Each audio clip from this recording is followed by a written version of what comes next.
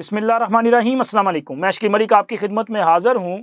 جو لوگ یہ دعویٰ کر رہے تھے اور پروپیگنڈا کر رہے تھے کہ میاں نواز شریف کی سیاست کا صفایا ہو چکا ہے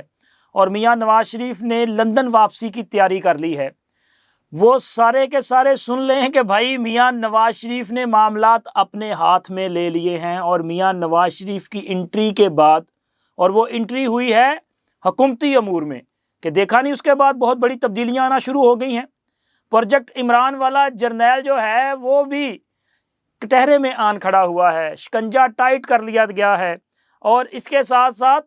کپتان کی شیرنیوں میں لڑائی ہوئی ہے۔ ویسے یہ شیرنیاں نہیں ہیں، لیکن میں چونکہ وہ ٹائگر کہتے ہیں نا ان کو، تو میں کہتا ہوں چلو یہ شیرنیاں ہیں، لیکن یہ شیرنیوں کی لڑائی، اور اتنا گند باہر آ رہا ہے، استغفر اللہ۔ وہ جو کہتے تھے نا کہ 126 دن کے دھرنے میں جناب یہ وہاں پہ ہو رہا ہے ٹرکوں میں، اور پتہ نہیں کیا کچھ تھا، لگ رہا ہے کہ وہ باتیں جو ہیں ان میں کہیں نہ کچھ سچائی ضرور تھی۔ یہ خبریں میں نے آپ کے ساتھ شیئر کرنی، لیکن اس سے پہلے بات کریں گے پاکستان کی طرف سے جو افغانستان میں کارروائی کی گئی ہے۔ آپ کو یہ پتہ ہے نا کہ پاکستان نے دہشت گردوں کے ٹھکانوں کو ٹارگٹ کیا ہے اور افغانستان میں کارروائی کی ہے، جن میں دہشت گرد جو ہیں ان کو واصل جہنم کیا گیا ہے۔ تو اس پہ بات کرنا بہت ضروری ہے، کیونکہ یہ میرے ملک کی سلامتی کا معاملہ ہے۔ میں تو بار بار یہ بات کرتا تھا کہ آخر کب تک ہم یہ جو کرائے کے ٹٹو ہیں ان سے بلیک میل ہوتے رہیں گے؟ کوئی ٹی ٹی پی کے نام پہ، یا کوئی جو ہے وہ بی ایل اے کے نام پہ، یا اس قسم کے کوئی بھی یہ جو علیحدگی پسند تحریکیں لے کے چلنے والے ہیں، یہ اسلحہ بردار جو ہیں، یہ جتھے جو ہیں، ہم کیوں ان سے جو ہے وہ اپنا خوفزدہ ہوں؟ ہمیں تو ان کو بھرپور جواب نہیں، بلکہ ان کا کلائے کما کرنا چاہیے، ان کا خاتمہ کرنا چاہیے، کیونکہ اگر پاکستان نے آگے بڑھنا ہے تو ہمیں ان سازشوں کو، اور ان سازشوں کے جو ہے نا اپنا کرتا دھرتا وہ بڑے جو ان کی ڈوریاں ہلاتے ہیں، ان سب کے ساتھ جو ہے وہ سختی سے نپٹنا پڑے گا۔ اب پاکستان کے اندر بار بار دہشت گردی کے واقعات ہوتے ہیں، بار بار سیکورٹی فورسز کو ٹارگٹ کیا جاتا ہے، اور ہر بار ہم اپنے جو برادر اسلامی ملک ہے، کبھی ایران کو کہتے ہیں کہ جی آپ کی سرزمین ہمارے خلاف استعمال ہوتی ہے، اور کبھی ہم افغانستان کو بھی کہتے ہیں۔ اب دیکھیں افغانستان جو کہ کئی دہائیوں تک پاکستان کے جو ہے وہ اپنا مرہون منت رہا ہے نا، پاکستان نے، میرا خیال ہے کہ جب پوری دنیا نے افغانستان کو چھوڑ دیا تھا، اور اس وقت بھی پاکستان نے افغانستان کو تنہا نہیں چھوڑا تھا، تو ان کا بازو بننے کی جو ہے وہ ہمیشہ کوشش کی، ایک بڑے بھائی کا کردار ادا کیا کہ ہم نے لاکھوں افغان مہاجرین کو پاکستان میں پناہ دی۔ وہ بھی ہم سے غلطی ہوئی، آج ہمیں احساس ہوا کہ وہ ہم سے غلطی ہوئی، کیونکہ پاکستان میں افغان مہاجرین کی وجہ سے اسٹریٹ کرائم میں اضافہ ہوا، افغان مہاجرین کی وجہ سے پاکستان میں جو ہے وہ یہ جو امن و امان کی صورتحال ہے یہ خراب ہوئی۔ بہت سارے دہشت گردی کے واقعات میں یہ جو افغان مہاجرین ہیں یہ ملوث پائے گئے، اور یہ میں الزام نہیں لگا رہا، یہ ڈیٹا بیس پہ میں آپ سے بات کر رہا ہوں، یہ شواہد موجود ہیں، یہ اب تک کی جو تحقیقات ہے اس میں یہ چیزیں سامنے آئی ہیں، اور یہ تمام حقائق سامنے آنے کے بعد ہی تو یہ فیصلہ کیا گیا تھا نگران حکومت میں کہ افغان مہاجرین کو ان کے وطن واپس بھیجا جائے۔ اور ویسے بھی جب ان کے وطن میں امن ہو چکا ہے، اور یہاں پہ یہ دعویٰ کرتے ہیں کہ جی افغانستان پاکستان سے زیادہ ترقی یافتہ ہو چکا ہے، تو بھائی آپ واپس جائیں، آپ پاکستان میں کیوں بیٹھے ہیں؟ آپ اپنے وطن جائیں، ہم نے آپ کی بڑی مہمان نوازی کی۔ اب ان کو واپس بھیجنے پہ بھی ان کو جو ہے وہ ایشوز پیدا ہو رہے ہیں، افغان حکومت کو بھی ایشوز ہیں، وہ کہتی ہے جی ان کو نہ بھیجا جائے، ان کی تذلیل کی جا رہی ہے، مطلب ہم انہیں کہہ رہے ہیں کہ آپ اپنے ملک چلے جائیں، تو کیا یہ ان کی تذلیل کرنا ہے؟ نہیں جی، میرا خیال ہے کہ باعزت طریقے سے ان کو واپس بھیجا جائے تو اس میں کوئی تذلیل نہیں۔ ہاں اگر ان کے ساتھ غیر انسانی رویہ اختیار کیا جائے تو وہ غلط ہے، لیکن افغانستان کی حکومت کو اس بات کا جواب دینا چاہیے کہ آخر افغانستان کی سرزمین بار بار پاکستان کے خلاف کیوں استعمال کی جاتی ہے؟ ہم بار بار انہیں کہتے ہیں کہ افغانستان میں موجود مختلف جو ملیٹنٹ گروپس ہیں ان کی پناہ گاہوں کو ختم کیا جائے، لیکن کبھی اس پر کوئی عملی کارروائی نہیں کی گئی، لیکن پھر اب پاکستان نے کارروائی کی ہے، اب پاکستان نے بھرپور جواب دیا ہے، اور یہ جواب ایک طرح سے آغاز ہے کہ اب پاکستان میں اگر افغانستان کی سرزمین کو استعمال کر کے دہشت گردی کی کارروائی کی جائے گی تو اس کا جواب پھر ایسے دیا جائے گا، اگر آپ نے اپنی زمین پر بیٹھے ہوئے دہشت گردوں کے خلاف کارروائی نہیں کرنی تو پھر ہمارے تو یہ دشمن ہیں، تو ان کے خلاف ہم کارروائی کریں گے۔ اس پر میں سمجھتا ہوں کہ موجودہ حکومت اور اسپیشلی ملٹری اسٹیبلشمنٹ اور army chief general Asim Munir صاحب جو ہیں وہ مبارکباد کے مستحق ہیں۔ پوری قوم کو اس معاملے پہ فوج کے پیچھے کھڑا ہونا چاہیے اور فوج کی وہ کیا کہتے ہیں بازو، اس کے دستے بازو بننا چاہیے، کیونکہ اگر آج ہم فوج کو مضبوط کریں گے تو فوج پاکستان سے دہشت گردی کا خاتمہ کرے گی، اور دہشت گردی کے خاتمے سے ملک میں امن قائم ہوگا، اور امن سے اصل میں آپ کی جو اکانومی ہے وہ بہتر ہوگی، کیونکہ امن ہوگا تو کاروبار ہوگا نا۔ اگر امن نہیں ہوگا تو کاروبار کیسے ہوگا، سرمایہ کاری کیسے آئے گی، فنانسر کیسے پاکستان میں آ کے کوئی پروجیکٹ لگائیں گے؟ تو امن جو ہے وہ سب سے پہلی ضرورت ہے، اور پھر اس کے ساتھ ساتھ سیاسی استحکام بھی لازم ہے۔ الیکشن کے بعد ملک میں سیاسی عدم استحکام جو ہے وہ تیزی سے اپنے انجام کو جا رہا ہے، وہ اپنے اختتام کی طرف بڑھ رہا ہے، اور جیسے جیسے وقت گزرتا جا رہا ہے یہ جو سیاسی استحکام ہے وہ بڑھتا جا رہا ہے، اور یہ پاکستان کے لیے ایک اچھا اور نیک شگون ہے۔ لیکن اس کے ساتھ ساتھ ایک اور بھی کارروائی بڑی اہم کارروائی ہے، میں سمجھتا ہوں کہ اس میں ڈیفینیٹلی پاکستان کی جو سیاسی قیادت ہے اس کا کردار تو ہے ہی ہے، لیکن ملٹری اسٹیبلشمنٹ کا کردار بھی بڑا اہم ہے، کیونکہ پروجیکٹ عمران کا ایک بڑا طاقتور جرنیل جو ہے وہ کٹہرے میں کھڑا ہونے کا وقت اس کے آ چکا ہے۔ اور آپ کو یاد ہوگا کہ عمران خان کے دور حکومت میں اگر کوئی سب سے طاقتور جرنل تھا تو وہ آرمی چیف نہیں بلکہ D G I S I تھا، وہ D G I S E جناب فیض حمید صاحب تھے جو سب سے طاقتور تھے، اور فیض حمید صاحب ان دنوں میں فوجی جو اسٹیبلشمنٹ ہے اس وقت بھی یہ باتیں کی جاتی تھیں کہ فیض حمید صاحب اپنے جو امیجیٹ باس ہیں یہ اپنا باجوہ صاحب، قمر جاوید باجوہ صاحب، ان سے بھی زیادہ پاورفل اور طاقتور ہیں، کیونکہ وہ اس وقت کے وزیر اعظم کے بڑے قریبی تھے، بلکہ شاید وزیر اعظم ان کی ہدایات لے کے جو ہے فیصلے کیا کرتے تھے، اور ان کی منشا کے مطابق جو ہے وہ احکامات جاری کیے جاتے تھے۔ بلکہ عمران خان صاحب تو یہ خواہش رکھتے تھے کہ وہ فیض حمید صاحب کو آرمی چیف کے عہدے پہ جو ہے وہ ترقی دیں، اور یہ اس پلان کا حصہ تھا جس پلان کے مطابق اگلے 10-15 سال تک اس ملک پہ پروجیکٹ عمران نے مسلط رہنا تھا، اور اس منصوبے کے تحت فیض حمید صاحب کا آرمی چیف بننا،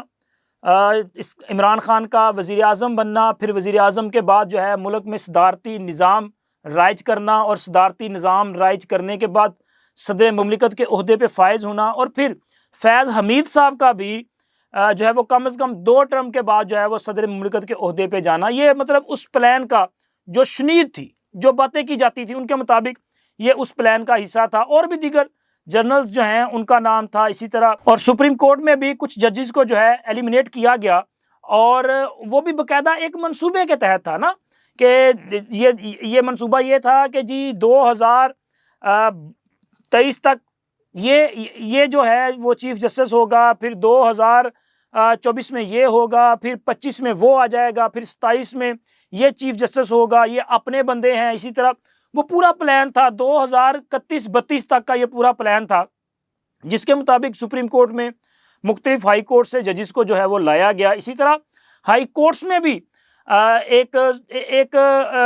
وہ کیا کہتے ہیں اپنا ایک ہم خیال سوچ رکھنے والے جو ججز ہیں ان کو ہائی کورٹس میں جو ہے لایا گیا، اور پورا ایک پلان تھا، نہ صرف ان 2 اداروں میں بلکہ دیگر اداروں میں باقاعدہ طور پہ ایک سوچ کے تحت لوگوں کو جو ہے وہ لایا گیا، اور اہم عہدوں اور کی پوسٹ پہ جو ہے ان کی اپوائنٹمنٹس کی گئیں، کیونکہ یہ پورا ایک پلان چل رہا تھا نا۔ لیکن دیکھیں کہ اللہ تعالیٰ کا فیصلہ اور اس کی قدرت کہ یہ پروجیکٹ جو ہے اس نے کامیاب نہیں ہونا تھا، چونکہ یہ پروجیکٹ جو ہے یہ ایمانداری سے قائم نہیں کیا جا رہا تھا، بلکہ یہ پروجیکٹ مسلط کرنے کا جو مقصد تھا وہ پاکستان کو کمزور کرنا تھا، پاکستان کو دنیا کے سامنے جو ہے وہ اپنا ایک ناکام ریاست بنانا تھا۔ اور عمران خان نے جب تک وہ وزیر اعظم رہے، میرا یہ خیال ہے کہ انہوں نے भरपूर तरीके से ये काम भी किया कि पाकिस्तान को कमज़ोर किया जाए, पाकिस्तान के अदारों को कमज़ोर किया जाए और पाकिस्तान की मईशत का जो है वो उन्होंने बेड़ा गर्क कर दिया। लेकिन खैर अल्लाह ताला की कुदरत ने एक फ़ैसला कर रखा था कि इमरान खान ने बेनकाब भी होना था और इमरान खान ने अपने मंतकी अंजाम को भी जाना था। आज वही इमरान खान जेल में है और वो ताकतवर जर्नल साहब जो हैं वो कटहरे में आ रहे हैं, क्योंकि उनके भाई नजफ हमीद साहब जो कि साबिक नायब तहसीलदार हैं, उनको गिरफ़्तार किया गया है। इनके ख़िलाफ़ एंटी करप्शन में एक केस था। इस केस में इन्होंने अबूरी ज़मानत करवा रखी थी, लेकिन अबूरी ज़मानत खारिज होने के बाद इनको गिरफ़्तार कर लिया गया। हालांकि पहले कोई तसव्वुर भी नहीं कर सकता था कि फैज़ हमीद और इनकी फ़ैमिली की तरफ कोई देख भी सके। बल्कि इस केस में एक और नाम है जनाब यासिर आई थिंक यासिर हाफिज़ अमार यासिर, सॉरी हाफिज़ अमार यासिर साहब, ये साबिक सूबाई वज़ीर भी रहे हैं। इनका ताल्लुक मुस्लिम लीग काफ से रहा है, चौधरी परवेज़ लाई के बड़े करीबी लोगों में शुमार हैं और नजफ हमीद साहब का ताल्लुक भी चौधरी परवेज़ लाई और इनकी फ़ैमिली के साथ बड़ा गहरा किस्म का है। और ताल्लुक इसलिए है कि मामला तो हर तरफ जो है वो ज़मीनों के हैं, मामला तो हर तरफ जो है वो लोगों से पैसा हथियाने के हैं और ये सारे के सारे जो हैं वो इसमें अपना अपना हिस्सा लेते रहे हैं। अब नजफ हमीद साहब की गिरफ़्तारी से आप ये अंदाज़ा लगा सकते हैं कि अब ये सिलसिला इससे आगे बढ़ेगा। और मोहन सलाई साहब तो यहाँ पे हैं नहीं, हाफिज़ अमार यासर साहब हैं, उनकी गिरफ़्तारी हो सकती है। और इसी तरह जब ज़मीनों की ये जो जायदादों की तफसीलात सामने आएंगी तो सर इसमें फिर नजफ हमीद के साथ साथ फैज़ हमीद साहब का भी नाम हो सकता है। और फैज़ हमीद साहब के ख़िलाफ़ और भी कई केसेस हैं। जब कार्रवाई का आगाज़ कर लिया गया, जब एंटी करप्शन ने और पुलिस ने फैज़ हमीद साहब के घर का रुख कर लिया, तो मुझे लगता है कि बहुत जल्द फैज़ हमीद साहब भी गिरफ़्तार हो सकते हैं। और इसके साथ साथ मियाँ नवाज शरीफ साहब जो हैं वो भी काफ़ी एक्टिव दिखाई दे रहे हैं। हालांकि मियाँ नवाज शरीफ के हवाले से तहरीक इंसाफ वाले पिछले चंद रोज़ से बड़ा शोर गोगा कर रहे हैं कि जी मियाँ दी सियासत मुक गई जे, मियाँ नवाज शरीफ ने सामान बांध लिया है, वो वापस लंदन जा रहे हैं। और यार मियाँ को क्यों जाने की ज़रूरत क्या है, जाएंगे। मियाँ साहब ने सबसे पहले तो जाना है सऊदी अरब। मैं आपको पहले बता चुका हूँ, चलिए डिटेल बता रहा हूँ आपको। मियाँ साहब ने रमज़ानुल मुबारक के दौरान जो है सऊदी अरब में एक इशरा गुजारना है और फिर उसके बाद उन्होंने लंदन भी जाना है। लेकिन लंदन में उनका जो क़याम है वो बहुत तवील नहीं होने वाला, क्योंकि उन्होंने वहाँ पे चेकअप वगैरह उनके होने हैं, फिर उसके बाद वो वापस आना है। लेकिन उससे पहले मियाँ नवाज शरीफ मुतहरिक हैं। मियाँ नवाज शरीफ ने आज भी एक जो हुकूमती इजलास है उसको प्रिजाइड किया है। उनके साथ साथ वज़ीर आला पंजाब मरियम नवाज साहिबा भी थी और इस इजलास में उन्होंने ज़राअत के हवाले से जो किसानों को सहूलियात देनी है इस हवाले से गौर किया गया। और स्पेशली उनका ये कहना था कि ये जो बिजली और गैस की कीमतें बढ़ रही हैं और IMF की वजह से मज़ीद कीमतें बढ़ाने के जो इशारे सामने आ रहे हैं, ये बड़ा जुल्म होगा। उन्होंने कहा कि अवाम के सब्र को कब तक आजमाया जाएगा, अवाम को रिलीफ देने के लिए फ़ैसले किए जाएं। आप बिजली और गैस की कीमतें बढ़ाने की बजाय ऐसा जो है वो मैकेनिज़्म बनाएं कि ये कीमतें कम हों, नीचे आएँ, अवाम को रिलीफ मिले, किसान को रिलीफ मिले। किसान को जो है वो सोलर जो ट्यूबवेल हैं ये फ़राहम किए जाएँ। इसी तरह उनका ये भी कहना था कि किसान की जो इजनास है उसे मुनासिब कीमत मिलनी चाहिए। अब बीच में प्रॉब्लम ये आती है कि जो मिडल मैन है ना वो बड़ा पैसा कमाता है जी ये पूरे मामले में। तो मिडल मैन को आपने कैसे बीच में से निकालना है, ये भी बड़ी अहम बात है, क्योंकि इससे पहले कई बार हुकूमतों ने ये कोशिश किया लेकिन ये मिडल मैन नहीं निकलता। ये मिडल मैन जो है वो बीच में रहता है। अगर ये मिडल मैन नहीं निकल रहा तो फिर कहीं ना कहीं मुझे लग रहा है कि इसमें भी अगर कोई कहीं पे गलती हो रही है ना तो वो कोई सरकारी महकमा है जो इसमें मुलव्वस हो सकता है। सर उनकी मंशा या उनकी वो क्या कहते हैं अपना इन्वॉल्वमेंट के बगैर ये काम नहीं हो सकता। और अब जनाब आपसे बात करनी है तहरीक इंसाफ की शेरनियों की। अच्छा, मैं इनको शेरनियाँ इसलिए कहता हूँ कि वो तहरीक इंसाफ वाले कहते हैं ना टाइगर हैं, ये इमरान के टाइगर हैं। अगर वो टाइगर हैं तो ये शेरनियाँ हैं। और शेरनियाँ कौन है? ये सनम जवेद, ये अपना आलिया हमज़ा, ये यास्मीन राशिद, ये तैयबा राजा और इस किस्म की बाकी जो ख़वातीन हैं। लेकिन अब जनाब तैयबा राजा और सनम जवेद में اختلافات کھل کر سامنے آ چکے ہیں۔ طیبہ راجہ بھی گرفتار تھیں، صنم جوید بھی گرفتار تھیں، یہ ایک ہی جیل میں اکٹھی بھی رہیں، مختلف پیشیوں پہ جو ہے وہ اکٹھی آتی بھی رہیں، لیکن اب مسئلہ یہ ہے کہ جناب طیبہ راجہ صاحبہ کو یہ لگ رہا ہے کہ جی ہمیں نظر انداز کیا جا رہا ہے دانستہ طور پہ، اور صنم جوید کی پروجیکشن کی جا رہی ہے، ان کا جو اپنا ایک قد کاٹ ہے وہ ان کی حیثیت سے زیادہ بڑا کرنے کی کوشش کی جا رہی ہے۔ پہلے ان کو MNA کا ٹکٹ اناؤنس کیا گیا، پھر اس کے علاوہ اب ان کو جو ہے وہ سینٹ کا ٹکٹ دینے کا فیصلہ کیا گیا۔ اب سینٹ میں انہوں نے جانا یا نہیں جانا یہ الگ بات ہے، لیکن ٹکٹ ان کو ملا۔ ٹکٹ ملنے پہ طیبہ راجہ جو ہیں وہ بڑی سیخ پا ہیں، بڑی غصے میں ہیں، اور وہ کہتی ہیں کہ جی یہ جو سارا کچھ کیا جا رہا ہے یہ سب کو نظر آ رہا ہے۔ انہوں نے کہا جی آخر کیوں یہ صنم جوید کی جو ہے وہ 7 بار یا 8 بار ان کی گرفتاری ہوئی، اور ان کی اس لیے گرفتاری ہوئی کہ بار بار ان کی ضمانت جو ہے وہ لی جاتی رہی، اور اسی طرح ان کو ٹکٹ بھی دیے جا رہے ہیں۔ انہوں نے کہا جی آخر یہ سارا کچھ کیوں کیا جا رہا ہے، ہم جانتی ہیں۔ آپ اندازہ کریں کہ وہ کہتی ہیں کہ ہم جانتی ہیں، اور تھوڑا صبر کریں، صرف عمران خان کا انتظار کیا جا رہا ہے، جیسے ہی عمران خان باہر آئیں گے تو پھر سب کچھ سب کے سامنے آ جائے گا۔ تو جناب بتائیے گا ضرور کہ کیا کچھ ہو رہا ہے تحریک انصاف میں۔ ویسے تو لوگوں کو کافی سارا پتہ ہے، جیسے کہ لوگوں کو پتہ ہے کہ 126 دن کے دھرنے کے دوران اسلام آباد میں جو کچھ کیا جاتا رہا، وہاں پہ روزانہ رات کو جو ہے باقاعدہ طور پہ ایک انٹرٹینمنٹ شو چلتا تھا جہاں پہ ناچ گانا ہوتا تھا اور لوگوں کو انٹرٹین کیا جاتا تھا۔ عمران خان خالی کرسیوں سے سارا دن خطاب فرمایا کرتے تھے، اور وہاں کی جو قصے کہانیاں نا وہ بڑی عجیب عجیب سی تھیں، کہ جو وہاں پہ ٹرک وغیرہ سارا کافی دن کھڑے رہے کہ وہ ٹرک رینٹ آؤٹ ہو جاتے تھے۔ وہ کیوں رینٹ آؤٹ ہوتے مجھے اب اس کا کھل کے بات نہیں کر سکتا، لیکن یہ باتیں ایسی ہوتی رہیں کہ جی اس طرح کے معاملات جو ہے وہ چلتے رہے۔ پھر اس کے علاوہ تحریک انصاف میں یہ بھی ایک جو ہے وہ لوگوں کا کہنا خیال تھا کہ جی یہ جو گروپ ہے، یہ صنم جوید، طیبہ راجہ وغیرہ، یہ جو ایک دوسرے پہ اب جو الزام لگا رہی ہیں، ان کے بارے میں تھا کہ جی یہ مطلب مختلف جو میل